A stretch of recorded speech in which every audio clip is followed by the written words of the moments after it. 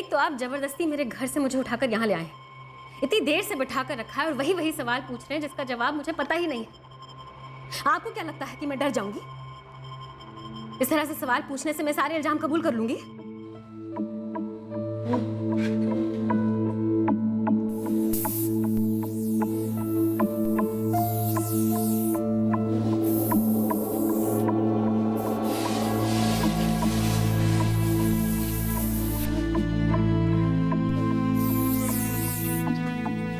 Aunty, आपने मेरी mummy को देखा है?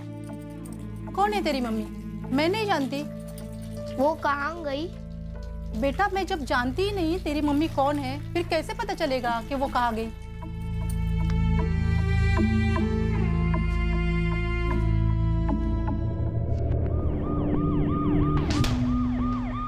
सितंबर का महीना था।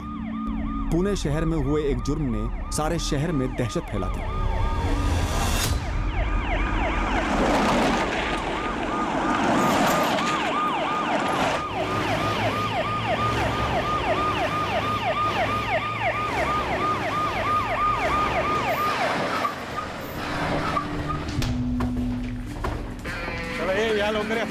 ये चल पकड़ा बच्चा बाजूला क्या ये डब्बे वाला सारी गाड़ी हटाओ जल्दी जल्दी जल्दी जल्दी आस्ते आस्ते चला ये बाजूला क्या आस्ते आस्ते ये गाड़ी ये चल जाओ दे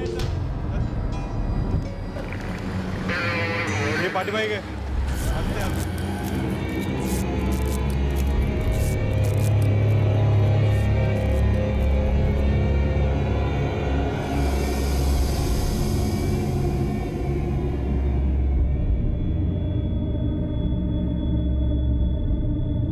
हमें 2 लावारिस बोरियों की खबर मिली थी। किसी अज्ञात आदमी ने फोन किया था, बोला था कुछ गड़बड़ लग रही है। जब हम पहुंचे हमें भी वही लगा।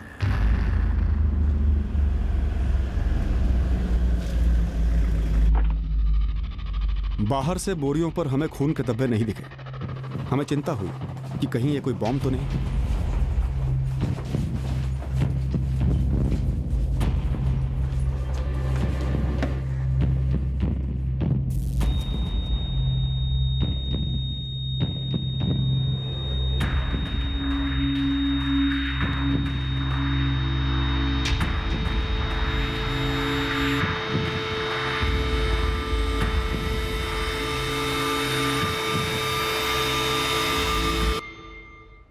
सर कोई एक्सप्लोसिव नहीं है, मगर बदबू आ रही है काफी।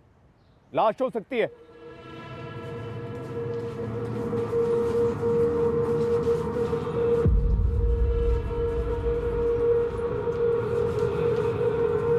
खोलो।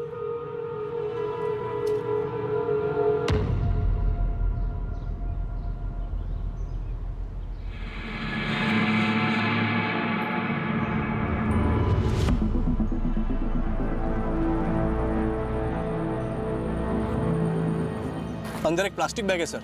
इसमें भी? दोनों को बाहर निकालो।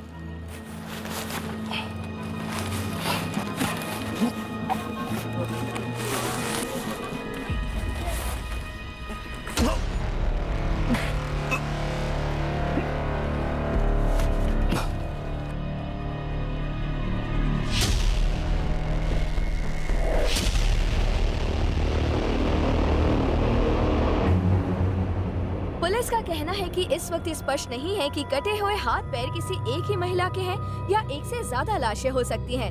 पर एक कटा हुआ सर जो मिला है वो एक जवान औरत का है और धड़ भी उसी औरत का मालूम होता है। पुलिस का कहना है कि वो औरत शायद प्रेग्नेंट थी, पर पॉसिबिलिटी ये भी है कि सड़न की वजह से लाश काफी फूल गई हो।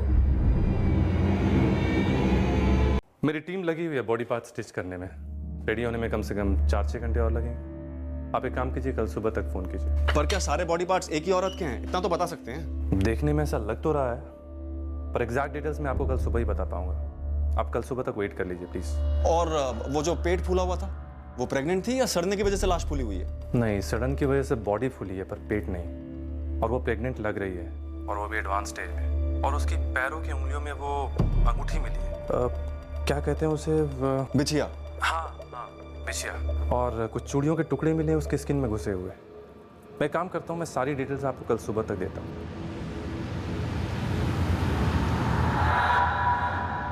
एकदम सड़ गई है। फिर भी भेज दो, सभी पुलिस थानों में भेज दो। सड़न देख के लगता है कि मर्डर 3-4 दिन पहले हुआ। ये 3-4 दिन पहले की मिसिंग कंप्लेंट्स निकलवाओ। कल सुबह तक और भी डिटेल्स मिल जाएंगी। सभी पुलिस थानों में बोल दो कि कल सुबह तक और डिटेल्स दे दी जाएंगी। कम से कम प्रिलिमिनरी काम तो शुरू हो। हमें कॉल करके इन्फॉर्म किसने किया था? कॉल करने वाला एक ऑटो ड्राइवर जो ट्रेस हो गया, और कल ये चेक कर रहा है कि आसपास के एरिया में कहाँ सीसीटीवी है। अगर आपको पता चला है कि मैंने आपको फ़ोन करके बताया है, तो इसलिए पता चला है कि मैंने ही अपने फ़ोन से कॉल किया था और फ़ोन बंद भी नहीं किया। चंदन किसी को बोरियां रखते हुए कि देखा था? अगर देखा होता तो मैडम कल फ़ोन करता ना। और मैं हर रात यहीं पे अपना रिक्शा खड़ा करता है, अंदर ही सोता है। सुबह चाय पीने के लिए बाहर गया तो बोरियां देखी तो डाउट गया।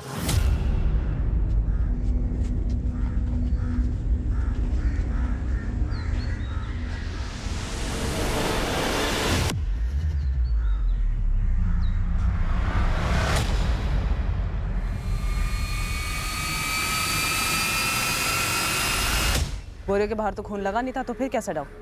कचरा भी तो हो सकता था ना। और मैडम इधर कोई कचरा नहीं फेंकता है, और जिस तरह से बोरियां लगी हुई थी कचरा नहीं लग रही थी। और मैं अकेला नहीं था जिसने देखा, बाकी ऑटो वाले भी थे, सब कट लिए। आज सुबह ही देखा? हाँ साहब, आज सुबह ही देखा। चंदन, और कौन कौन ऑटो वाले जो अपना ऑटो यहाँ पे पार्क करते हैं, सबका नाम लिखवा दो। मैं सबको नहीं जानता मैडम। देख चंदन, तुम जितनों को जानता है उनकी डिटेल्स बता दे, बाकी हम पता कर लेंगे।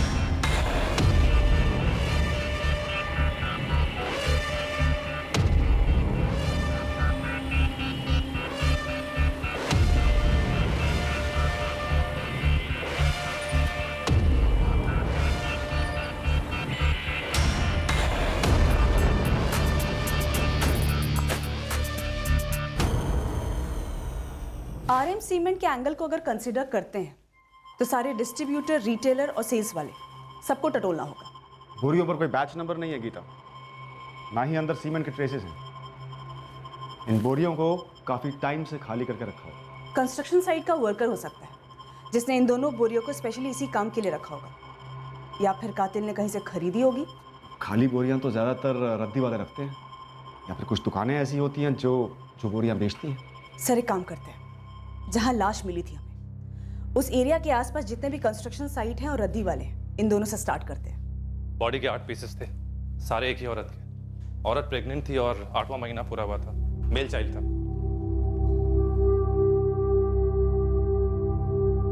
काटने से पहले कैसे मारी गई? पूरे बदन पर कई घाव है, शायद गला घोटा गया होगा, क्योंकि और कोई कॉज ऑफ डेथ नजर नहीं आया। पर बॉडी को इतने क्लीन तरीके से काटा गया है कि कुछ भी कहना मुश्किल है। 31 और 38 के बीच की रही होगी। Time of death?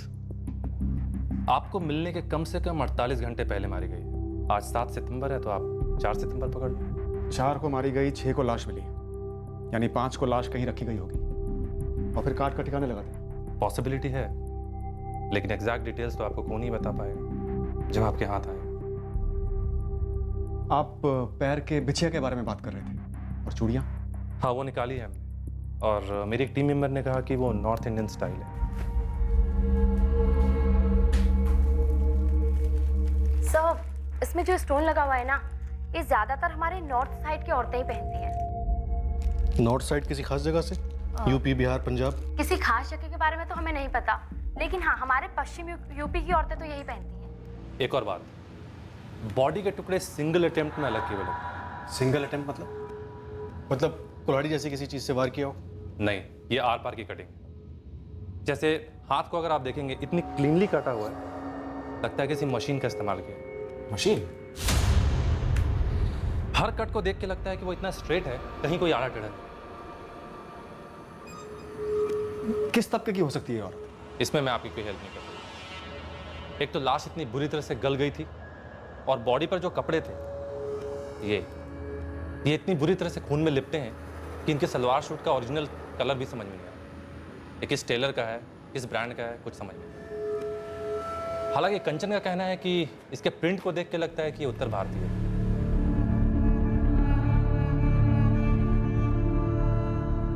एक बात और, लाश शायद बाहर रखी हुई थी, इसलिए बहुत ज़्यादा सड़ गई। जनरली ऐसे केसेस में लाश को रेफ्रिजरेटर में रखा जाता है, लेकिन इस केस में ऐसा नहीं हुआ।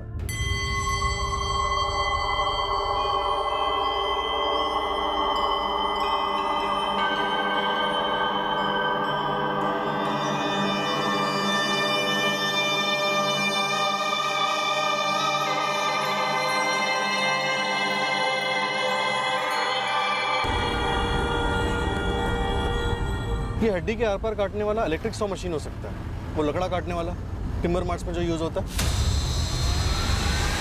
या फिर मार्बल या पत्थर काटने वाली मशीन एक झटके में आर पार कर सकती है।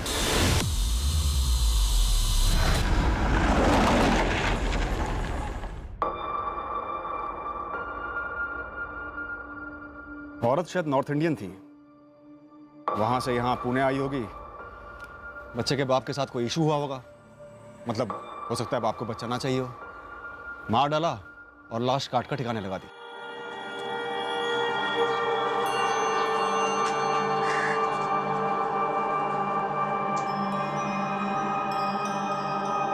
नॉर्थ इंडिया के पुलिस स्टेशन में केस डिटेल्स भेजें, ये पिछिया की आइडेंटिफिकेशन करवाएं। चांस लेते हैं सर। वैसे भी हमारे हाथ में फिलहाल कुछ है नहीं, लेकिन सबसे पहले साइबर सेल की मदद लेनी होगी। पहले एक चेहरा तो बने।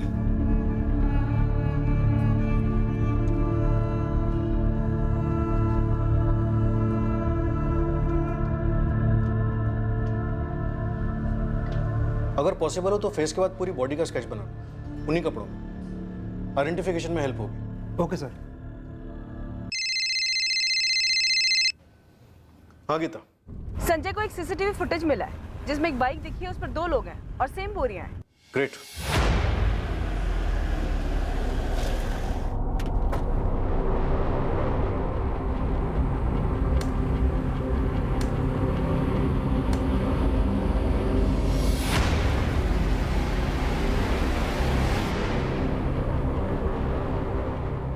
जहां बोरिया मिली उससे थोड़ी दूर की दुकान पर थी ये सीसीटीवी।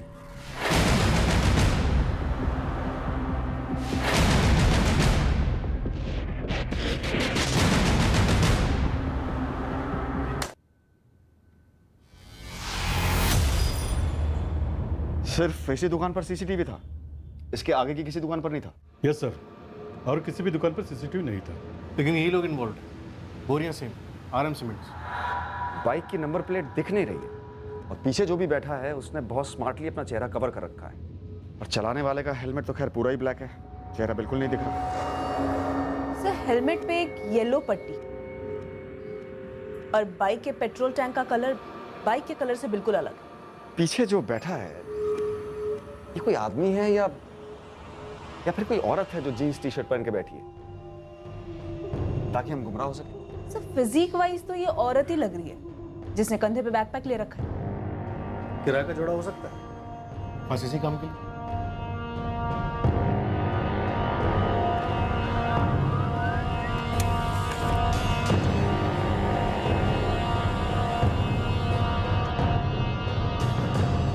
एनालाइज करने पर भी कुछ खास नजर नहीं आ रहा।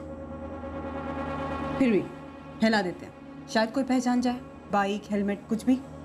बाइक पुरानी दिखती है लेकिन पेट्रोल टैंक अलग रंग का है। नवीन, लोअर मिडिल क्लास एरियाज पर ज्यादा फोकस करो। बाइक मैकेनिक्स और ऑटो स्पेयर पार्ट्स वालों को भी टटोलो। हो सकता है किसी ने हाल ही में पेट्रोल टैंक बदलवाया हो। हमने पूरे शहर में इन 2 बाइक सवार लोगों को खोजा। हमारे सामने जो भी ऑप्शंस थे हम उस पर काम करते रहे। संगीन जुर्म था और इसकी तह तक जाना जरूरी था। हमारा नेटवर्क भी काम पर लगा था, यह पता करने कि शायद किसी ने इन दोनों को पहचान लिया हो। मीडिया के थ्रू हमने इस केस को काफी पब्लिसिटी दी। हमें लगा था इससे शायद कोई औरत को पहचान ले। औरत 8 महीने पेट से थी, 1 महीने में डिलीवरी होती। इस एडवांस स्टेज में किसी ना किसी गायनेकोलॉजिस्ट के पास तो गई होगी, कोई मैटरनिटी होम जहां डिलीवरी होने वाली थी। एब्सोल्युटली सर, किसी ना किसी हॉस्पिटल में अपॉइंटमेंट तो जरूर लिया होगा डिलीवरी के लिए। डॉक्टर ने डेट्स दी होंगी चेकअप के लिए, ड्यू डेट दी होगी, लेकिन ये अब कभी नहीं पहुंच पाएगी। आई थिंक हमें सारे ऑब्स्टेट्रिशियन, गायनेक और मैटरनिटी होम को टारगेट करना चाहिए।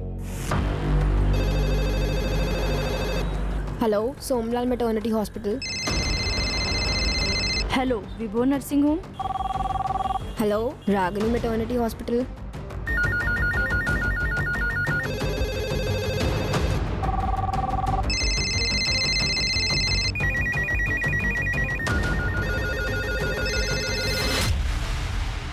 ऐसा कुछ यूज हुआ होगा बॉडी काटने के लिए। इसी लाइन का होगा सर।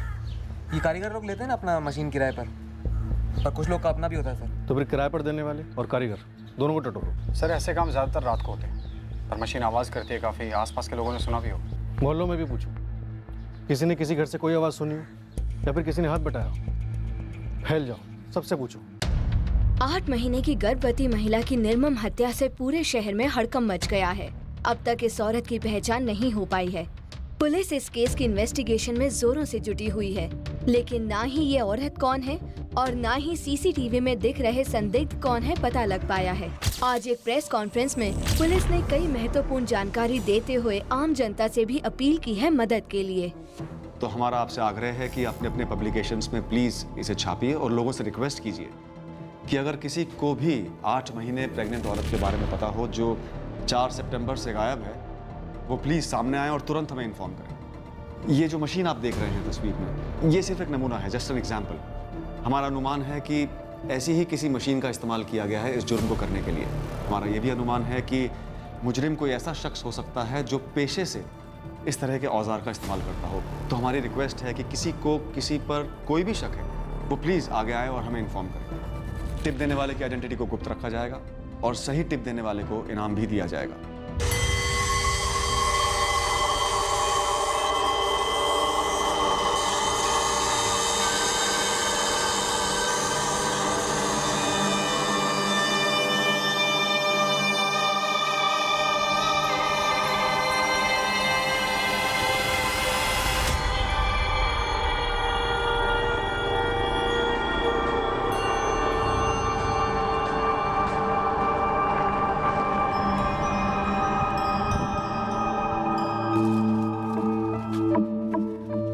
अंकल इस नंबर पर कॉल लगाइए ना।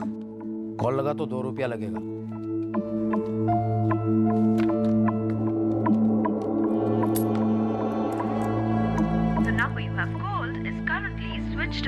फोन स्विच ऑफ है।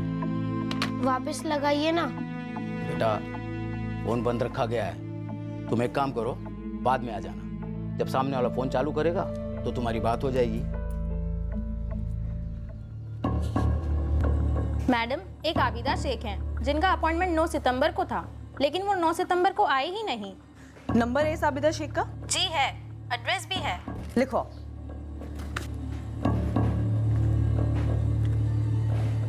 Thank you.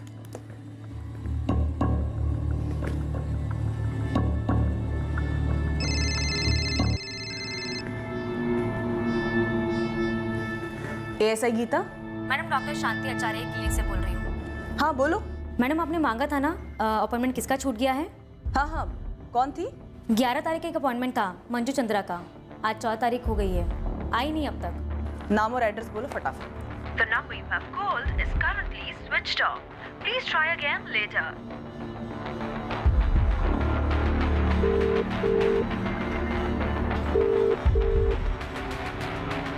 जैकर, गाड़ी निकालो। अर्चना चल।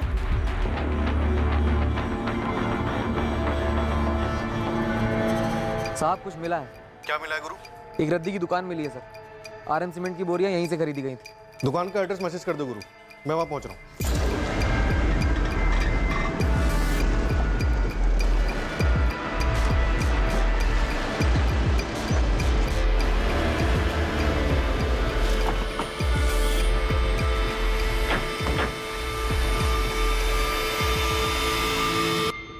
अरे भाई, house number 63। House number 63 ma'am, यहाँ से 2 गली बाद मिलेगा आपको। आबिदा शेख का घर है वो? ये नहीं बता सकता। ठीक है।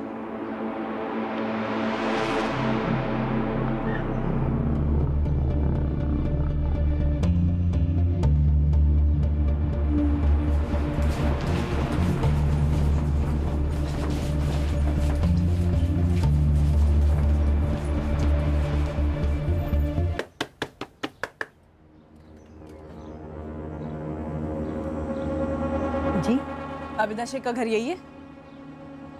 क्यों, क्या बात है? आप कौन लगती हैं उसकी? आप काम बोलो जी। देखो, आबिदा का फोन स्विच ऑफ आ रहा है। या तो तुम उसे घर से बाहर निकालो या मैं घर में घुस के चेक करूँगी। क्या चेक करेगी आप? 8 महीने प्रेग्नेंट है ना वो। तो ये डॉक्टर नमिता के पास उसका 9 तारीख का अपॉइंटमेंट था, गई क्यों नहीं वो? उससे आपका क्या ताल्लुक है? देखो, सीधे सीधे ये बताओ वो घर पर है या नहीं।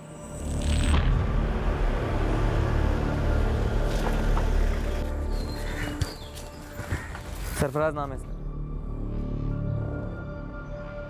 ये बोरियां किसने खरीदी थी सरफराज? और मालिक, ये गुरु भाई ने जब पूछा तो ईमानदारी से मैंने बता दिया था। 5 तारीख को दोपहर के टाइम एक आदमी आया था। कौन था, क्या था, इसके बारे में मेरे को कुछ नहीं मालूम था। तो कैसे याद रह गया तुझे? उसने 2 बोरियां मांगी थी। उस टाइम मेरे पास एक ही बोरी थी और दूसरी एक बोरी में मेरा ही कुछ छुटपुट सामान पड़ा हुआ था, लेकिन वो जिद करने लगा 2 बोरी चाहिए।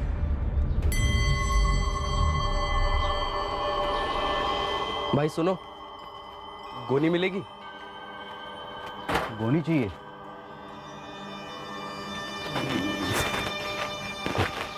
चलो भाई, 25 का एक गोनी। भाई हमें 2 चाहिए। 2 तो नहीं है, एक ही से काम चला लो। तो वो वाली खाली करके दो हमें। कौन सी? वो वाली। अरे ये बेचने के लिए नहीं है भाई, इसमें सामान बड़ा है हमारा। ये नहीं मिलेगी भाई, रखना है तो एक रखो, वरना माफ़ करना। हम दोनों का मिलाकर 200 देने के लिए तैयार है। 200?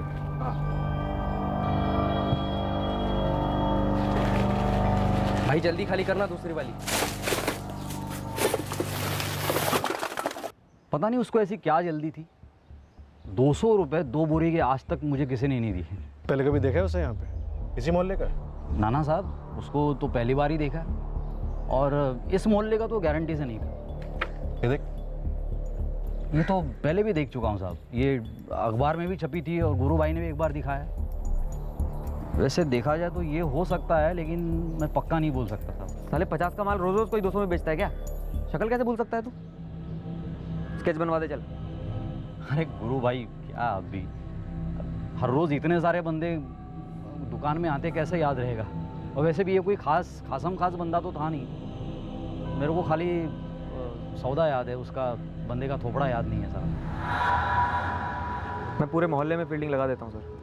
किसी के घर में रुका मेहमान भी तो हो सकता है। एक बिगड़ छूटना नहीं चाहिए गुरु। 5 तारीख को बोरियां खरीदी गई थी। मोहल्ले में कोई सीसीटीवी है तो 5 तारीख का फुटेज निकलवा। देखो, जबरन मेरे घर में घुसने नहीं दूंगी मैं। मुश्ताक भाई, समझाइए ना मैडम को। मैडम एक बार बताओ तो सही, अबीदा को क्यों ढूंढ रही है? एक केस का मामला है, बुलाओ आबिदा को। केस? क्या केस? मेरे आबिदा को इस सब में क्यों घसीट रही हो आप? आबिदा का शौहर रिजवान कहाँ है? वो सऊदी में काम करता है। देखो, चुपचाप ये बता दो आबिदा घर पर है या नहीं, और अगर नहीं है तो 3 सितंबर से गायब है या 4 सितंबर से। तो मैडम आप क्या बोल रहे हैं? आबिदा गायब क्यों होगी? अगर नहीं गायब है तो बुलाओ ना, बुलाओ। ये लो, आ गए अबीदा।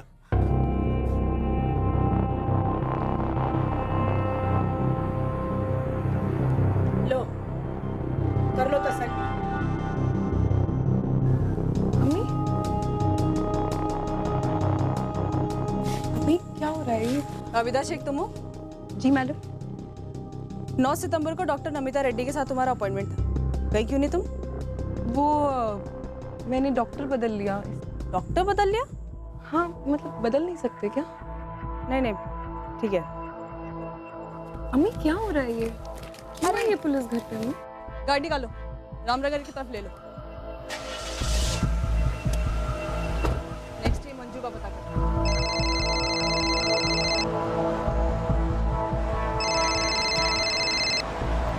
हेलो जी, ये किसका नंबर है? इस नंबर से फोन आया था। मैं पुलिस। तुम मंजू चंद्रा बोल रही हो? हाँ, हम मंजू चंद्रा हैं। क्यों किया मैडम आपने फोन?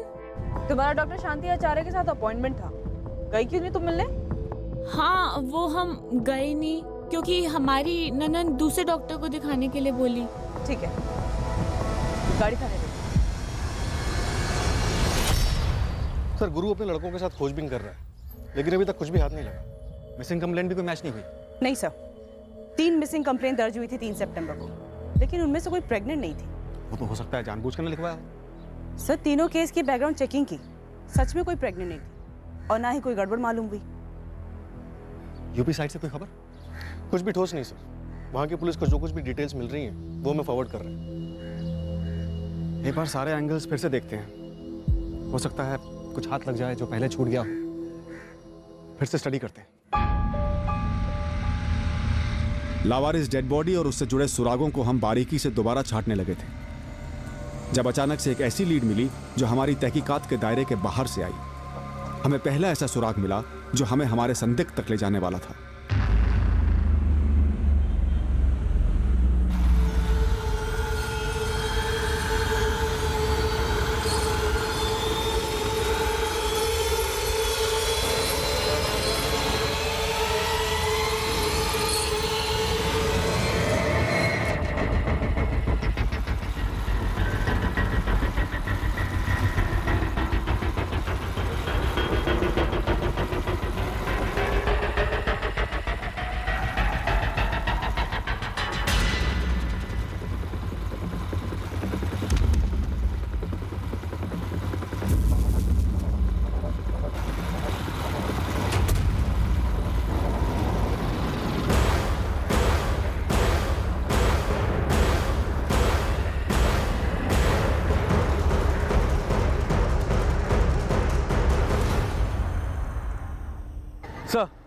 सर ये वही बाइक थी सर, मैं 100% कंफर्म हूँ। बाइक का टैंक का कलर भी सिल्वर था और बाइकर ने वही हेलमेट पहनी थी जो हमने उस दिन तस्वीर में देखी थी। बढ़िया बढ़िया जगन, तुम बाइक का नंबर तो नोट कर पाए ना? सॉरी सर, मैं नंबर तो नोट नहीं कर पाया।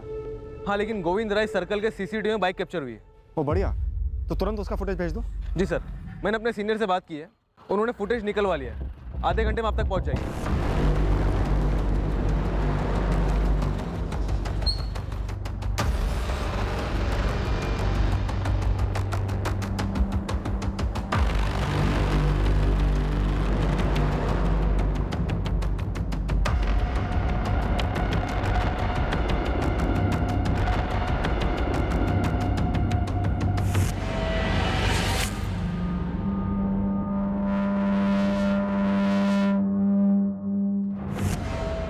इस कैमरे में बाइक के आगे वाला नंबर प्लेट साफ नजर नहीं आ रहा। सेकंड कैमरा देख।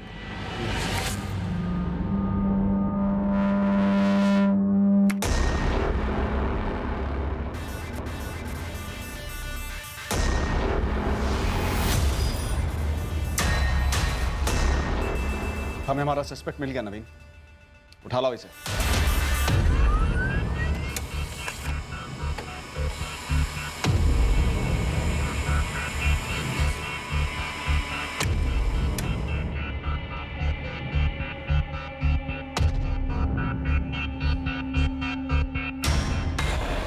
बाइक किसी नारायण जोशी के नाम पे रजिस्टर्ड है और हमें आरटीओ से इसके ड्राइविंग लाइसेंस की कॉपी भी मिल गई। नारायण जोशी, उठा लो।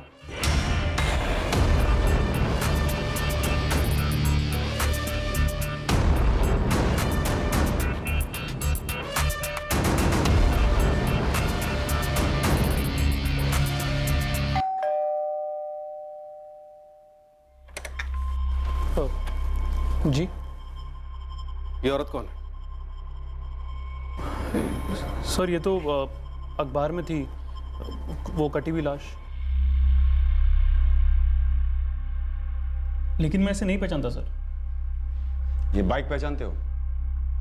हाँ, ये तो तुम्हारे नाम पर रजिस्टर्ड है, मना नहीं कर सकते। मेरे नाम पर? अजीब बात है, अभी तक इसका रजिस्ट्रेशन चेंज नहीं हुआ। अब तुम बोलोगे बेच दी वगैरह वगैरह। वगैरह वगैरह नहीं सर, सच में बेच दी, करीबन 4 महीने पहले सर, मई में। किसे बेची? बिना रजिस्ट्रेशन बदले? रजिस्ट्रेशन बदलने की जिम्मेदारी तो खरीदने वाले की होती है ना सर। मुझे इस मर्डर के बारे में कुछ मालूम नहीं सर, आप प्लीज मुझे इसमें मत घसीटिए। किसे बेची? एक असलम मैकेनिक है, बाइक रिपेयर करता है। मैंने उसको मार्च में बोला था कि कोई ग्राहक मिले तो बेच दे। उसका मई में फ़ोन आया था मुझे कि उसको एक पार्टी मिली है। उसने मुझे बाइक के 22,000 रुपये दिए। मैंने उसको बाइक और बाइक के पेपर दोनों दे दिए। असलम का नंबर और एड्रेस चाहिए? हाँ देता हूँ सर, है मेरे पास। तुमने असलम से पूछा नहीं उसने बाइक किसको बेची या खुद के लिए ली? खुद के लिए तो नहीं लेगा सर, मुझे लगता है उसने किसी पार्टी को ही बेचा है सर, लेकिन मैं पक्का नहीं बोल सकता।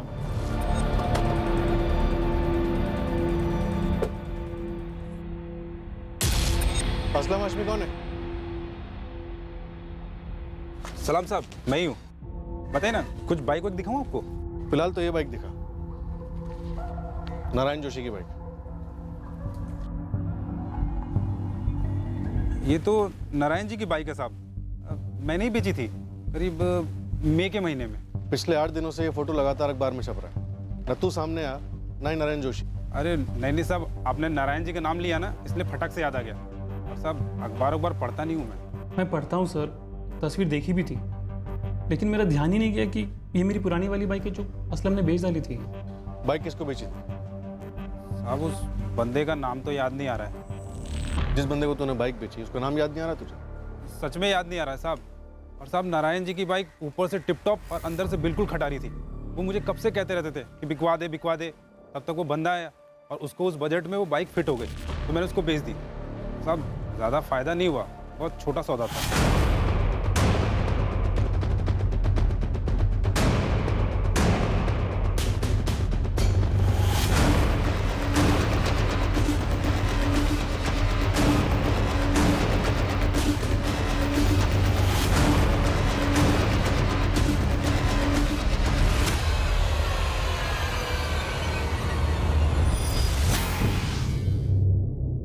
साहब मैंने उसको 2-4 बार कॉल करके बोला कि भाई आके अपना कागज़ ले जा, पर साहब वो आया ही नहीं। फिर मैंने भी छोड़ दिया और तब से ही कागज़ मेरे पास ही पड़ा हुआ है। और 4 महीने बाद उसी बाइक पे 8 महीने प्रेग्नेंट औरत की बॉडी ट्रांसपोर्ट हुई। अरे मैडम मुझे कैसे पता होगा कि वो बाइक कोई कांड करने के लिए खरीदी गई थी? असलम हाशमी बोल दे कौन थी वो मारी गई औरत, और ये औरत कौन है जो तेरे साथ बाइक पे बैठी है पीछे? किसने सुपारी दी तुम लोगों को? अरे साहब किसी ने सुपारी उपारी नहीं दी, मैं बस ईमानदारी से अपना गराज चलाता हूँ साहब। तेरे घर से तो कुछ नहीं मिला असलम। चल बोल, वो कटर कहाँ से लिया तूने? अरे साहब मैं किसी कटर वटर के बारे में नहीं जानता साहब। और साहब वो बाइक मैंने उस बंदे को बेची थी। हाँ तो नाम बोलना उसका। साहब नाम ही तो नहीं याद आ रहा है। तूने उसे 2-4 बार कॉल किया है, नंबर दे उसका, एड्रेस बता। मैडम वो एड्रेस मैं किसी से मांगता नहीं और उसका नंबर सेव नहीं किया था साहब, और उस बात को भी 3-4 महीने हो गए हैं। देख असलम, बहुत गोली दे दी तूने। सुपारी के 20,000 तूने बाइक पे खर्च किए और इसलिए तूने रजिस्ट्रेशन भी चेंज नहीं कराया। ये सच नहीं है साहब, वो बंदा खुद सामने से आया था मुझसे पूछताछ करने के लिए।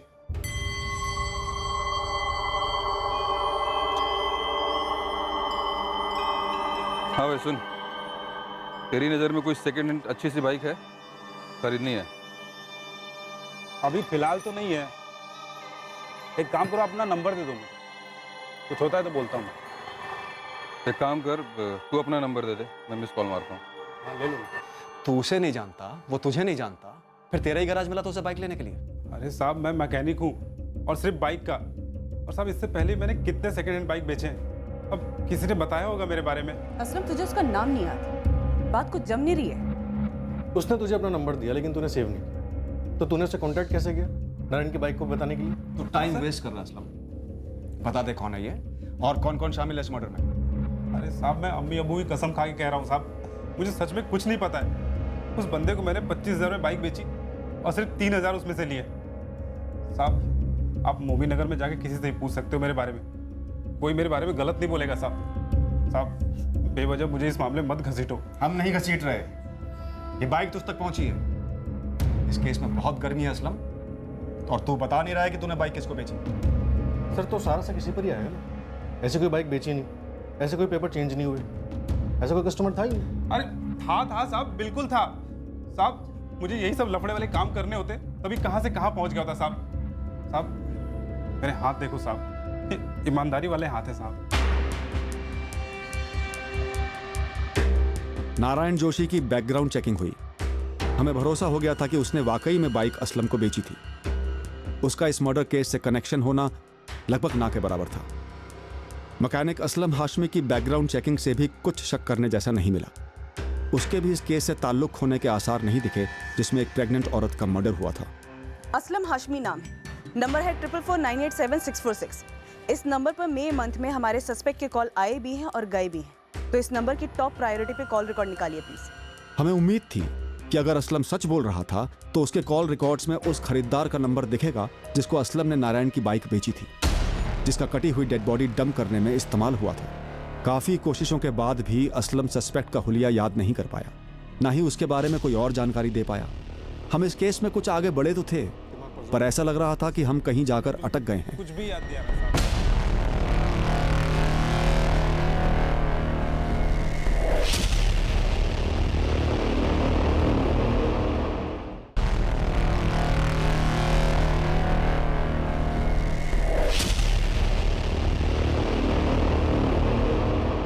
मुझे नहीं लगता नारायण या असलम खरीदार के करीब के थे, और असलम तो डरा हुआ है। हद है ये। लोग गाड़ियां बेचते हैं और खरीदारों के चेहरे याद नहीं रखते। गाड़ी रजिस्टर नहीं होती और मर्डर केस में इस्तेमाल होती है। कॉल रिकॉर्ड्स की क्या पोजीशन है? गीता असलम हाशमी के मेके एक नंबर को स्कैन कर रही है।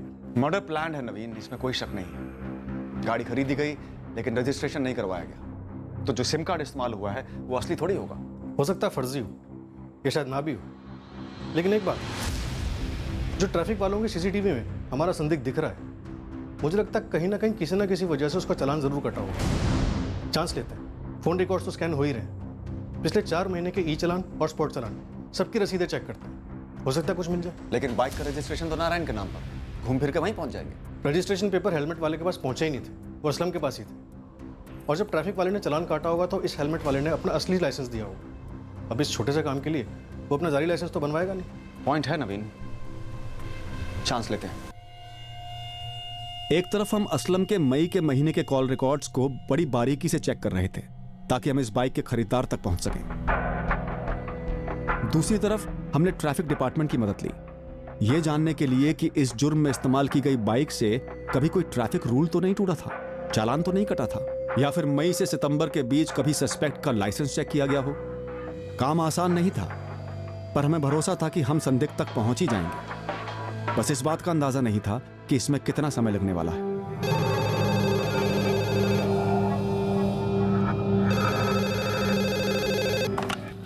सब इंस्पेक्टर नवीन शास्त्री। सर, बिना हेलमेट बाइक चलाने के चार्ज पर चालान काटा था इसमें, जिसे आप ढूंढ रहे हैं। सर, चालान की कॉपी मिल गई है। कौन है ये प्रसाद? 4 जून और 11 जुलाई 2 बार इसका चालान कटा था। सर, दोनों ही बार इसके पास सेम लाइसेंस था। सर, बाइक का नंबर है MHX1HR54Y3। लाइसेंस नंबर, नाम, पता? लाइसेंस नंबर तो आरटीओ को भेज दिया है सर, लेकिन सर मुझे नहीं लगता ये लाइसेंस नंबर अपने पुणे आरटीओ का है। बिना रजिस्ट्रेशन के बाइक के खरीदार की लाइसेंस की कॉपी हमारे हाथ लग गई। यह हमारे सस्पेक्ट की ही थी और अब हमारी तहकीकात का एक अलग नया पन्ना खुल गया था। ड्राइविंग लाइसेंस जोधपुर के पास रहने वाले किसी ललित यादव के नाम पर रजिस्टर्ड है।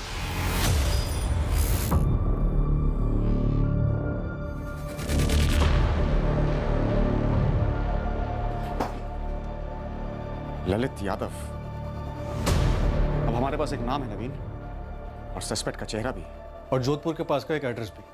जोधपुर वैसे यूपी साइड तो नहीं है जहां से विक्टिम हो सकती है, लेकिन जोधपुर राजस्थान यहां से तो नॉर्थ में ही है।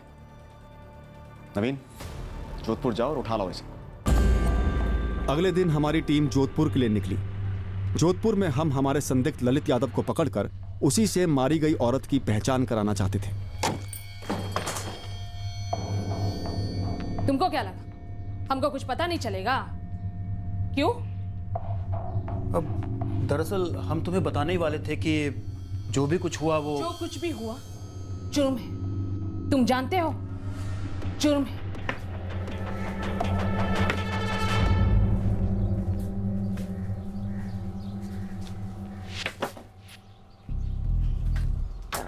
राम राम काका। हाँ, राम राम।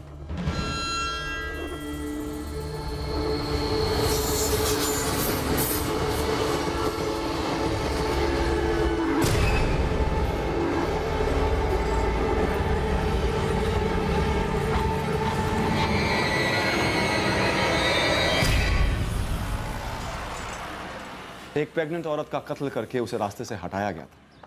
एक साजिश रची गई थी जिसका भेद हमें खोलना था, लेकिन ये एक टफ केस था। हम एक कदम आगे बढ़ते तो 2 कदम पीछे भी जाते। हम अचरज में पड़ गए थे। क्या इस केस में वाकई इतनी बड़ी साजिश रची गई थी, या फिर केस उलझकर अपने आप में एक साजिश लगने लगा था? हम जोधपुर पहुंचे अपने प्राइम सस्पेक्ट ललित यादव का पता लगाने।